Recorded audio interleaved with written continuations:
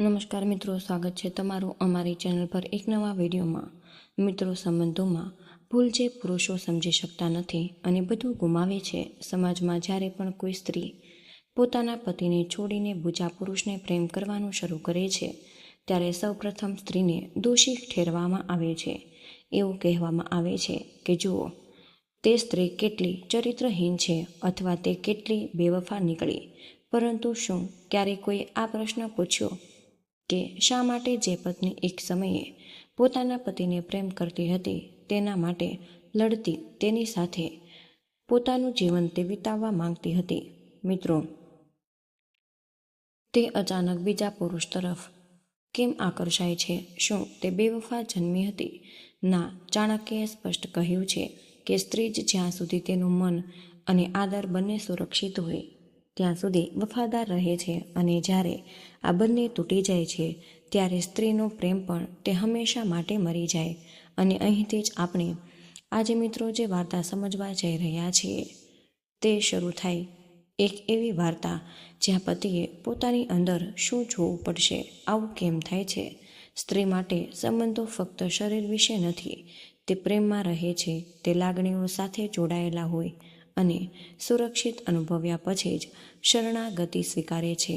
મિત્રો, જો પતિ તેને અવગણવાનું શરૂ કરી દે છે, તો મિત્રો તેની લાગણીઓને સમજવાનું બંધ કરે છે અને દરેક બાબતમાં તેને નીચું કરે છે, અથવા તેની તુલના અન્ય લોકો સાથે કરતા હોય, અથવા તેના સુખ દુઃખમાં તેને સાથ નથી આપતો, તો મિત્રો તે ધીમે ધીમે સ્ત્રી તૂટી પડવા લાગે છે.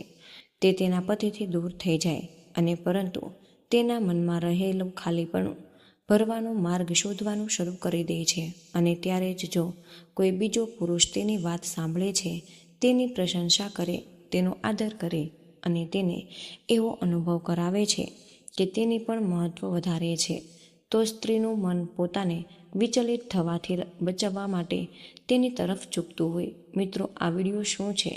આ વિડીયો પુરુષોને શ્રાપ આપવા માટે નથી, તે સ્ત્રીઓને ન્યાય ઠેરવવા માટે પણ નથી. મિત્રો, તે દરેક પુરુષ માટે એક અરીસો છે, જેથી તે જાણી શકે કે ક્યાં ઓછો પડ્યો છે. જે સ્ત્રીને તેની હતી તે હવે બીજાની કેમ બની રહી છે? આ ચાણક્ય નીતિનો સંદેશ જે સ્ત્રીના મનને સમજી નથી શકતો, ભલે તે તેના શરીરને ગમે એટલો સ્પર્શ કરે, તે ક્યારે તેનો નથી બની શકતો. તેથી આજે આપણે ઊંડાણપૂર્વક એ વસ્તુ સમજવું પડશે કે જ્યારે કોઈ સ્ત્રી બીજા તરફ આકર્ષે તો કેવા પ્રકારના પુરુષો તરફ આકર્ષાય છે અને તમારા સંબંધોને તૂટતા કેવી રીતે બચાવી શકાય. હવે ચાલો મિત્રો, તે કડવી પણ મહત્વપૂર્ણ બાબતો વિશે આપણે શરૂઆતથી જાણી લઈએ. જો તમે તેમને જાણો છો તો તમે ક્યારેય તમારી પત્ની ગુમાવશો નહીં. પતિની બેદરકારી અને ભાવનાત્મક અંતર શારીરિક બનવા માટે પૂરતું જ નથી. ઘણા પુરુષો એવું વિચારતા હોય કે જો તેઓ તેમની પત્ની સાથે શારીરિક સંબંધો બનાવી રહ્યા છે તો બધું જ બરાબર થઈ ગયું છે. પરંતુ સ્ત્રીનો સ્વભાવ ભાવનાત્મક હોય છે. જોડાણ, સંભાળ અને વાતચીત વિના તેણી સંપૂર્ણ અનુભવતી નથી. જ્યારે ભાવનાત્મક જોડાણ હંમેશા માટે તૂટી જાય છે, ત્યારે શારીરિક સંબંધ ફક્ત ઔપચારિકતા બની જાય છે અને તે પછીથી તેના હૃદયથી દૂર થવા લાગે. ભલે તે શારીરિક રીતે સ્વચ્છ હોય, જો પત્ની કોઈ દુઃખદ અનુભવ શેર કરી રહી હોય અને પતિ કહે કે છોડી દે યાર, મને તો માથાનો દુખાવો થઈ ગયો છે, તો મિત્રો આ એક સંકેત છે કે તે ભાવનાત્મક રીતે અલગ થઈ રહ્યો છે. વાતચીતનો તફાવત. વાતચીત બંધ કરવી. જે દંપતી શરૂઆતમાં કલાકો સુધી વાતો કરતા હતા અને લગ્નના થોડા વર્ષ પછી જરૂર પડે ત્યારે જ એકબીજા સાથે તે વાતો કરવાનું શરૂ કરે છે, જ્યારે શબ્દની આપ-લે ઓછી થવા લાગે છે, ત્યારે માનસિક અંતર વધવા લાગે છે. જ્યારે આ ખાલીપણું કોઈ ત્રીજી વ્યક્તિ દ્વારા ભરવામાં આવે છે, ત્યારે પત્ની તેના તરફ આકર્ષિત થવા લાગે છે.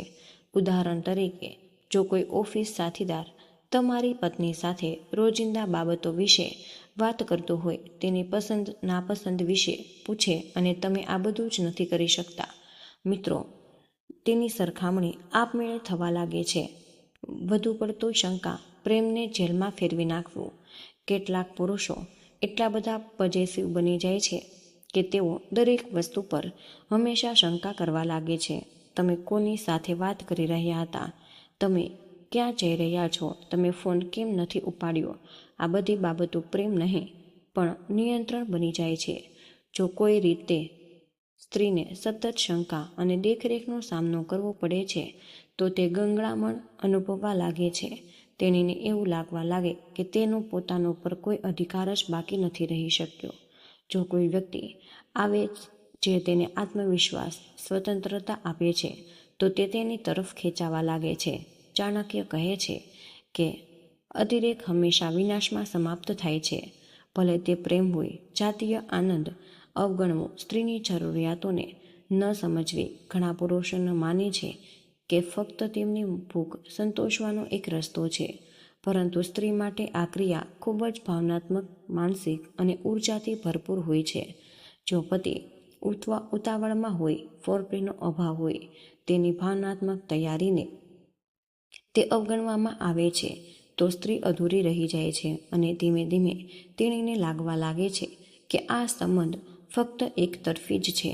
ઉદાહરણ તરીકે, જો દર વખતે સંબંધ ફક્ત પુરુષ દ્વારા જ શરૂ કરવામાં આવે અને તે સ્ત્રીની સંતોષની ચિંતા કર્યા વિના 2 થી 3 મિનિટમાં જ તેને પૂર્ણ કરી દેતો હોય તો તે પોતાને ઉપયોગની વસ્તુ માનવા લાગે છે અને પત્નીની અન્ય લોકો સાથે અન્યાયી સરખામણી. જ્યારે પતિ વારંવાર કોઈ બીજી સ્ત્રીની પ્રશંસા કરતો હોય છે, પછી ભલે તે અભિનેત્રી હોય કે પડોશી, અને તેની પત્નીની ખામીઓ ગણતો હોય, ત્યારે તે તેના આત્મસન્માનને ઠેસ પહોંચાડતો હોય છે. ઉદાહરણ તરીકે જુઓ, શર્માજીની પત્ની કેટલી સ્માર્ટ છે, તમારે પણ કંઈક એનાથી શીખવું જોઈએ. આવી બાબતો સ્ત્રીના મનમાં હિંસાની લાગણી પેદા કરતી હોય છે અને તે જે સ્ત્રી સાથે તેની સરખામણી કરવામાં આવે છે તે તેને નફરત કરવા લાગે છે અને તેની સાથે તે પુરુષને પણ નફરત કરવા લાગે છે કે જે તેની સરખામણી કરતો હંમેશા રહે છે. સ્ત્રીને સમય ન આપવો. પતિ કામમાં, મિત્રમાં, રમતોમાં વ્યસ્ત રહેતો હોય, જ્યારે પતિ હંમેશા કામમાં, સોશિયલ મીડિયામાં કે મિત્રોમાં વ્યસ્ત રહે છે અને પત્નીને હળવાશથી લેતો હોય છે, ત્યારે તે એકલતા અનુભવવા લાગતી હોય અને સ્ત્રી ધ્યાન ઈચ્છે છે.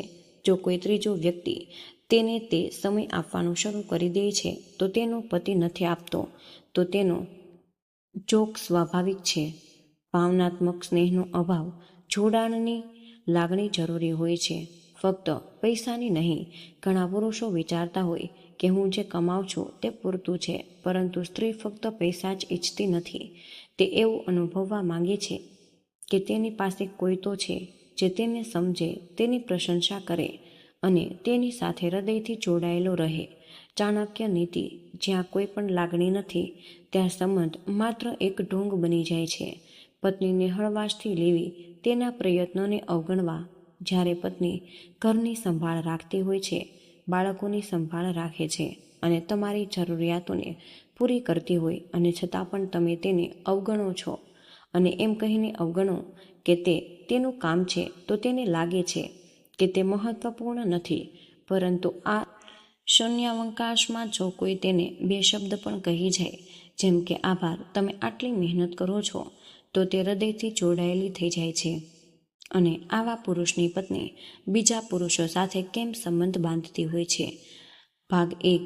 કે તે પુરુષ કોણ છે જેના તરફ પત્ની આકર્ષિત થવા લાગે છે. સ્ત્રીને સમજવા માટે તે મહત્વપૂર્ણ છે કે તમે તેની ભાવનાત્મક જરૂરિયાતો જાણો.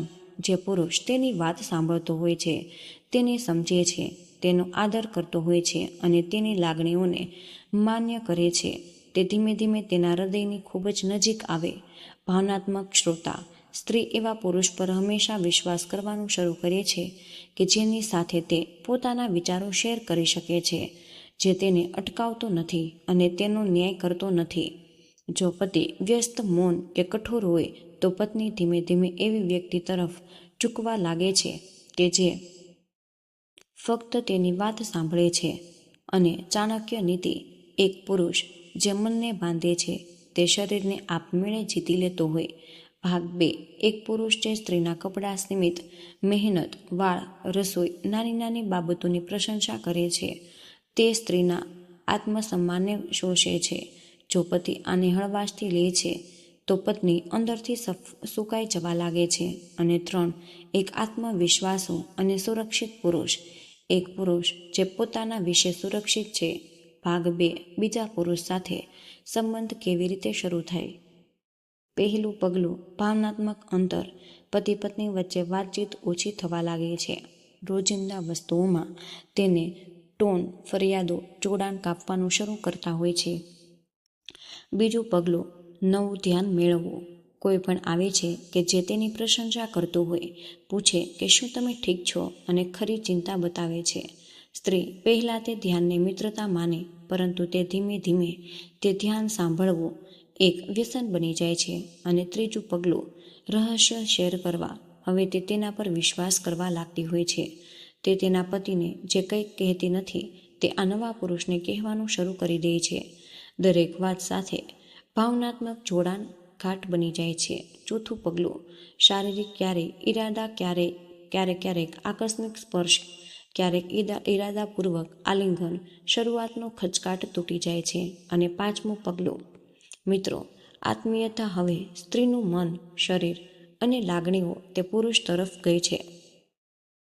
તે દોષિત અનુભવી શકે છે, પણ તેને જે અનુભવે છે તે વધુ ઊંડી છે. ભાગ 3. ચાણક્ય નીતિ કહે છે કે આવા સંબંધો કેમ તૂટે છે. જ્યારે કોઈ સ્ત્રીને તેના પતિ દ્વારા ત્યજી દેવામાં આવે છે, અવગણવામાં આવતી હોય અને અડંગ રહેતી હોય, ત્યારે તે પ્રેમ શોધવાનું શરૂ કરી દે છે. એક પુરુષ 3 સૌથી મોટી ભૂલ કરી શકે છે. હું પતિ છું, મારો તો આ અધિકાર છે. તેણી શું ઈચ્છે છે? મેં તેણીને બધું આપ્યું. હું જે કમાઉં છું તે પૂરતું છે. ચાણક્ય નીતિ. જે પુરુષ ફક્ત પોતાની સંપત્તિ પર ગર્વ કરે છે, ત્યારે તે સ્ત્રીના આત્મને સ્પર્શી શકતો નથી. શું સંબંધ ફરીથી જોડાઈ શકે છે? હા, જો પુરુષ પોતાનો અહંકાર બાજુ પર છોડી દે છે અને આત્મનિરીક્ષણ કરતો હોય તો મેં ક્યાં ભૂલ કરી? આ પ્રશ્ન પૂર્વ જોઈએ. બે ખુલ્લે આમ વાતચીત કરવાનું શરૂ કરે, લડ્યા વિના, દોષારોપણ કર્યા વિના. તો શું તમે મને કંઈક કહેવા માંગો છો? આ વાક્ય સંબંધને ફરીથી જાગૃત કરી શકે છે. હા, સ્ત્રીનું હૃદય ફરીથી જીતવા માટે આદર અને ધીરજ બતાવવું જોઈએ. તેને પસંદ જાણો, તેણીની પ્રશંસા કરો અને તેણીને સ્પર્શ કરો, પરંતુ પરવાનગી અને સમય સાથે. ચોથું, ભાવનાત્મક અને શારીરિક બંને સંબંધોમાં સુધારો. ફક્ત માફી કે ફૂલો જ નહીં, પણ મિત્રો, નિયમિત પ્રયાસ, પ્રેમ, સ્પર્શ, વાતચીત અને સમયનો ભાગ. ભાગ 5. પુરુષ પોતાની પત્નીને હંમેશા માટે વફાદાર કેવી રીતે રાખી શકે છે? ચાણક્ય નીતિ અનુસાર સ્ત્રીને તમારા મન સાથે જોડો. શરીર પોતાની મેળે જ ચાલવા લાગે છે. દરરોજ 10 મિનિટની વાતચીત, અણધારી પ્રશંસા, સૌમ્ય સ્નેહ, ખભા પર હાથ મૂકવો, કપાળ પર ચુંબન કરવું, તેની સંભાળ રાખવી. નાના સ્તરે ભાવનાત્મક રીતે પોતાને પણ મોટો કર્યો. નિષ્કર્ષ, જ્યારે પત્નીની બીજા પુરુષ તરફ ઝૂકતી હોય ત્યારે તેનો અર્થ એ નથી કે તે ખોટી છે, પરંતુ તે અંદરથી ક્યાંક અધૂરી રહી ગયેલી છે. તે તૂટેલી છે અને સંભાળવામાં ન આવી હોય. જો પતિ સમયસર આ સમજી જાય છે તો મિત્રો, સંબંધ ફક્ત બચાવી જ નહીં, પરંતુ અમર પણ થઈ શકે છે. અને સ્ત્રીની વફાદારી મેળવવા માટે તમારે તેના શરીરને નહીં, તેના મનને તમારે જીતવું જોઈએ. જે પુરુષ આવું કરે છે તે જીવનભર પ્રેમનો રાજા રહી જાય છે. હવે જ્યારે તમે આ બધી જ વાતો ધ્યાનથી સાંભળી, સમજી અને અનુભવી છે, તો મિત્રો, તમારે એક વાત સ્પષ્ટ છે કે જો કોઈ પુરુષ પોતાને મજબૂત ન બનાવે તો સમાજ, સંબંધીઓ અને તેનો પોતાનો પરિવાર પણ તેને નબળો માનવા લાગે છે. જેમ કે ચાણક્યે એવું કહ્યું હતું કે તેમ એક નબળા પુરુષની પત્ની પણ બીજા પુરુષ તરફ આકર્ષાય છે. આ ફક્ત એક વાક્ય નથી, પરંતુ એક સત્ય છે કે જે તમારી આંખો ખોલી દે. આજે તમે જે સંબંધમાં છો તે તૂટે છે કે રહે છે, તે તમારી જાતને કેટલું મૂલ્ય આપો છો તેના પર આધાર રાખે છે. મિત્રો, તમે તમારા પુરુષત્વને કેવી રીતે સમજો છો અને તમે તમારા આત્મસન્માનને માટે કેટલું ઊભા રહી શકો છો? જો તમે આ વિડીયોમાંથી કંઈક ને કંઈક શીખ્યા છો, જો તમારી આંખો ખુલી ગઈ છે, જો તમે ઈચ્છો છો કે અન્ય લોકો પણ આ ખોટી દુનિયાની વાસ્તવિકતા જાણે, તો મિત્રો આ વિડીયો તમે શેર કરો અને કમેન્ટમાં લખો અને અમને જણાવો કે તમને સૌથી વધુ શું દુઃખ પહોંચાડે છે અને સબસ્ક્રાઈબ કરીને તમે અમારી સાથે જોડાયેલા રહો. આ આત્મસન્માનની ક્રાંતિ છે. અમે દરેક પીડાને શબ્દો આપીએ, દુનિયાની શાંતિથી સહન કરીએ છીએ. યાદ રાખો, એકવાર તમે જાગી જાઓ, તમે ફરી ક્યારેય છેતરા શકશો નહીં. અને જો તમે હજુ પણ ઊંઘમાં રહેશો તો તમે બધું જ ગુમાવી દેશો. તો મિત્રો, આજનો આ ખાસ વિડીયો અમે અહીં જ પૂર્ણ કરી રહ્યા છીએ. આજની આ માહિતી તમને પસંદ આવી હોય તો વિડીયોને લાઈક અને તમારા મિત્રો સાથે જરૂર શેર કરી દેજો. ચેનલ પર તમે પહેલી જ વાર આવ્યા હોય તો મિત્રો, ચેનલને સબસ્ક્રાઈબ કરવાનું તમે બિલકુલ ભૂલશો નહીં. કમેન્ટ બોક્સમાં જય મા લક્ષ્મી જરૂરથી લખી દેજો. જય શ્રી કૃષ્ણ. રાધે રાધે. ધન્યવાદ. વિડીયોને અંત સુધી જોવા બદલ આપનો ખૂબ ખૂબ જ આભાર.